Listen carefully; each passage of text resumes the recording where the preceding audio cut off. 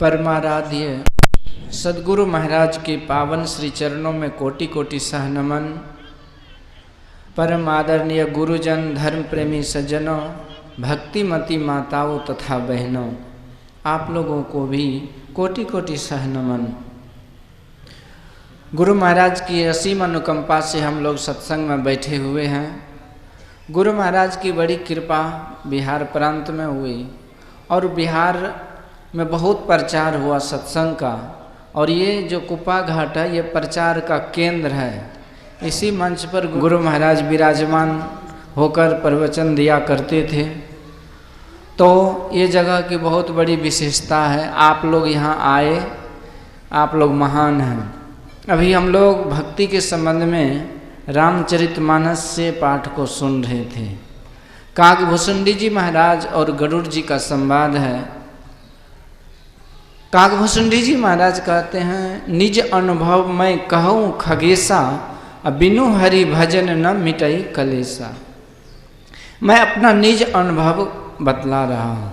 ये काकभूषुंडी जी महाराज के बारे में कहा जाता है कि एक जन्म में, एक कल्प में काकभूषुंडी जी महाराज अयोध्या में जन्म लिए थे, बहुत गरीब दीनहीन होकर के, गरीब घर में। और उस समय इन्होंने भक्ति की थी। अयोध्या से इन्होंने उज्जैन आ गए थे, जो मध्य प्रदेश में है, और उसी उज्जैन में इन्होंने ब्राह्मण, कोई विद्वान ब्राह्मण को गुरु धारण किए थे, और वहीं पर वो जप ध्यान सत्संग करते थे। लेकिन एक गलती क्या हुई कि एक दिन भोले बाबा के मंदिर में ये जप कर रहे थे, बैठकर ध्यान कर रहे थे, नाम जप रहे थे, लेकिन गुरुजी आए न तो इन्होंने सम्मान नहीं किया। एक बार हर मंदिर जपत रहो शिव नाम, और गुरु आयो अभिमान ते उठी न किन प्रणाम नहीं किया। तो कोई बात नहीं गुरु महाराज को तो, लेकिन भोले बाबा को ये पसंद नहीं आया ये व्यवहार, और भोले बाबा इतने क्रोधित हुए कि इनको श्राप दे दिए, जाओ तुम 10,000 वर्षों तक अजगर बन के रहो। तब गुरु महाराज तो दयालु हैं, कितने दयालु, तो पितु 100 माता 100 गुना, माता से 100 गुना, हरि जिन से 100 गुरुदेव। तो मात होते बड़ी छोह करे, नित पित होते अधिक भलाई है, कुल मालिक होते बड़ी कृपा धारे, गुरु सम नाही सहाय है। तो गुरु तो ऐसे दयालु, उमा संत कर यही बड़ाई, मंद करत ते करत भलाई। इन्होंने तो, शिष्य ने तो गुरु का अपमान किया, लेकिन गुरु इसकी भलाई, इसके उद्धार के लिए भगवान की स्तुति किए। और स्तुति में बहुत शक्ति होती है, आवाहन करने का ये सुंदर ये स्तोत्र पाठ। तो स्तुति किए और भोले बाबा प्रकट हो गए संतों की स्तुति से, श्री सद्गुरु। और कहते हैं, हे संत मैं तुझ पर प्रसन्न हूँ, बोलिए क्या चाहिए आपको। तो भोले बाबा के कहने पर संत ने कहा, हे सरकार आप मुझे भक्ति का वरदान दीजिए, और मेरा शिष्य को जो आपने कठोर श्राप दिया ना, इससे आप इसे मुक्त कर दीजिए।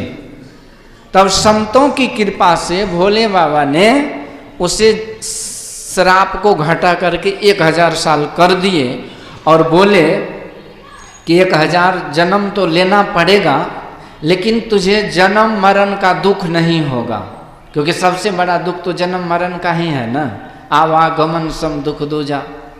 लेकिन ये जन्म मरण का दुख नहीं होगा। और दूसरी बात कि तुम जहाँ भी, जिस शरीर में भी जाओगे ना, तो वहाँ पर तुम्हारी भक्ति बनी रहेगी। तो ये भोले बाबा का वरदान था, तो संतों की कृपा से। तो वहीं भक्ति करते करते बारंबार शरीर बदलते बदलते एक बार इन्होंने ब्राह्मण कुल में जन्म लिया था, और इस समय लोमस ऋषि के पास ये आए। लोमस ऋषि से कहते, सरकार मुझे ज्ञान दीजिए सगुण ब्रह्म की उपासना करने की। तो लोमस ऋषि उसे सगुण ब्रह्म की बात बताकर निर्गुण महिमा का बखान करने लगे। तो ये जो था ना, इन्होंने तर्क वितर्क किया, तो लोमस ऋषि ने श्राप दिया, जाओ तुम कौवा के शरीर में चले जाओ। तो श्राप भी आशीर्वादी था, श्राप कोई श्राप नहीं था, इसलिए कि भोले बाबा से संत की कृपा से इन्होंने वरदान ले चुका था कि शरीर बदलने से कोई दुख नहीं होगा और तुम्हारी भक्ति कभी घटेगी नहीं। इस तरह से बाद में लोमस ऋषि ने राम मंत्र का जप और प्रभु राम के रूप का ध्यान इसे बतलाए थे। और यही काकभूषणी जी महाराज गुरु की कृपा से साधना करते करते संत गति को प्राप्त किए। और यही काकभूषणी जी ने यही अनुभव बता रहे हैं कि हे गरुड़ जी, मैं अपना अनुभव बता रहा हूँ कि बिना हरि भजन किए जीव का क्लेश नहीं जा सकता है। दुनिया का असंभव काम संभव हो जाए, लेकिन बिना भक्ति के किसी का कल्याण हो जाए ये किसी काल में संभव नहीं है। तो ये निश्चित है कि भक्ति के बिना कल्याण नहीं है। तो यहाँ पर भक्ति की बात बताई गई, परंतु कहते हैं भक्ति भी जो होती है ना, जान करके जो भक्ति होती है ना, तो वही असली भक्ति है। जिस परमात्मा की हम भक्ति करते हैं उसे जानना चाहिए। बिना जाने जो भक्ति करते हैं ना, बिना देखे जो हम रास्ता चलते हैं, तो उसे अंधभक्ति कहते हैं। तो उसे अंधभक्ति से छूट करके हमें ईश्वर स्वरूप का ज्ञान होना चाहिए और उसका ज्ञान लेकर के तब उसकी भक्ति करें, नहीं तो उसमें प्रीति जो होती है वो अस्थिर नहीं रहेगी। जाने बिनु न होई परतीति, बिनु परतीति होई नहीं प्रीति, अब बिनु प्रीति नहीं भगति दृढ़ाई, जिमि खगेश जल के चिकनाई। जल में जो स्थिरता होती है ना, वो उसी तरह से बिना जाने जो भक्ति होती है वो मरकट वैराग मरकट वाली भक्ति होती है, कभी इधर से उधर कभी उधर से उधर। तो इसीलिए ईश्वर स्वरूप का ज्ञान हो तब जो हम भक्ति करते हैं, तो ईश्वर को जितनी मात्रा में हम उसे जानते हैं उतना उसमें विश्वास होता है, और जितना विश्वास होता है उतना ही प्रेम होता है। जितना प्रेम का लेवल बढ़ता है उतनी ही भक्ति बढ़ती है। तो इसलिए ईश्वर को जानने का उपदेश यहाँ काकभूषणी जी महाराज ने दिया। एक बार की बात है, एक प्रसंग है कि भोले बाबा और काकभूषणी जी महाराज ये दोनों, क्योंकि काकभूषणी जी बोले कि जब जब रामा अवतार होता है तो मैं अयोध्या में जाता हूँ और उस राम लला का दर्शन करता हूँ।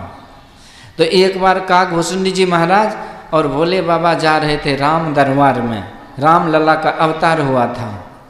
तो मुख्य द्वार पर जब दोनों को रोका गया तो काकभूषणी जी कहते हैं कि मेरी एक जुक्ति आप करिए भोले बाबा, तो हम दोनों को प्रवेश मिल जाएगा। तो क्या? तो आप जो है ना मदारी बन जाओ, अब मैं आपका जमुड़ा बन जाता हूँ, आप डमरू बजाना, बंदर नचाना। इस नाच को दिखाने के लिए महारानी माताएं जो है कौशल्या सुमित्रा ये अंदर बुलाएगी, हम लोग को दर्शन हो जाएगा। तो भोले बाबा ने वहीं लीला किए, डमरू बजाए, बंदर नचने लगा।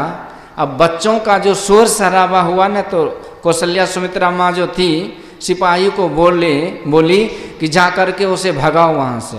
तो सिपाही भोला बाबा का झोला झंटी छीन लिए और धक्का दे करके उधर गिरा, भगा दिए।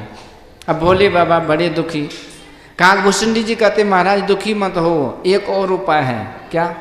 तो आप पंडित जी बन जाओ, अब मैं आपका चेला बन जाता हूँ और आप भविष्यवाणी सुनाना, हस्तरेखा देखना, और इस बहाने हम लोगों को उस दरबार में प्रवेश मिल जाएगा। तो भोले बाबा कहते कोई खतरा तो नहीं? कहते नहीं, कोई खतरा नहीं है। तो भोले बाबा बैठ गए पोथी पत्रा लेकर के। काकभूषणी जी इधर उधर से लोगों को पकड़ पकड़ के लाते थे। चलो बड़े सिद्ध पंडित जी हैं, एक नंबर का भविष्य वक्ता है, चलो। अब सब आते हैं, जिसका भी भविष्यवाणी भोले बाबा सुनाते हैं अक्षर सत्य होता है। जैसे अभी के समय में आप पंडित धीरेन्द्र शास्त्री जी महाराज का देखिए, ये सब में सच्चाई है। तो अब ये बात फैली तो दरबार तक ये बात गई। तब कौशल्या माँ, सुमित्रा माँ, कैकेयी माँ, इनको लगा कि क्यों न अपने लल्ला का हस्तरेखा देख करके इसकी भविष्यवाणी को सुना जाए। तो माताओं ने सिपाही को बोली कि जाइए उस ज्योतिष जो बाहर में उसको बुला करके आदर सहित ले आइए। तो भोले बाबा और काकभूषणी जी को बुलावा हुआ।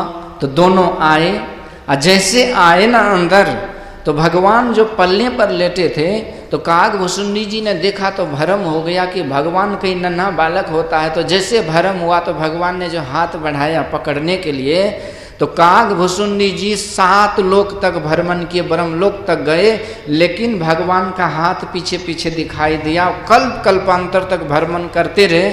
बाद में व्याकुल होकर के जब आँख बंद किया और जब आँख खोला तो देखा कि अवधपुरी में खड़े हैं और भगवान पल्ले पर मुस्कुरा रहे हैं। तो भगवान पूछते हैं कि कुछ समझा? तो कागभूषुंडी जी कहते महाराज मैं यही समझा कि आप सब जगह हैं। तो भगवान फिर से मुस्कुराए, कहते हैं आपने पूरा नहीं समझा। और दोबारा जो भगवान मुस्कुराते हैं तो कागभूषुंडी जी भगवान के मुंह में ही समा गए और मुंह में भी कल्प कल्पांतर तक का समय बीत गया। व्याकुल होकर के भ्रमण लोक लोकांतर को देखे और भ्रमण करते रहे। बाद में व्याकुल होकर के करोड़ों करोड़ों वर्षों के बाद व्याकुल होकर के जब कागभूषुंडी जी ने आंख बंद किया और जैसे आंख खोला तो भगवान को सामने पल्ले पर लेटे मुस्कुराते हुए देखा। इस बार भगवान कहते हैं कुछ समझा? तो कागभूषुंडी जी कहते हैं सरकार पहली बार मैं ये समझा कि आप सब जगह हैं, और दूसरी बार मैं ये समझा कि सब जगह आप में है। सब में व्यापक सब ते न्यारा, सब घट एक ही राम हो रामा। तो हरि व्यापक सर्वत्र समाना, प्रेम ते प्रगट होई मैं जाना। तो ये प्रेम उपजता है जानने से, विश्वास और प्रेम, और इस तरह से जानने की बात, ज्ञान की बात सत्संग में होती है। तो आप लोग सत्संग में आप लोग धन्य हैं। बोलिए श्री सद्गुरु महाराज की।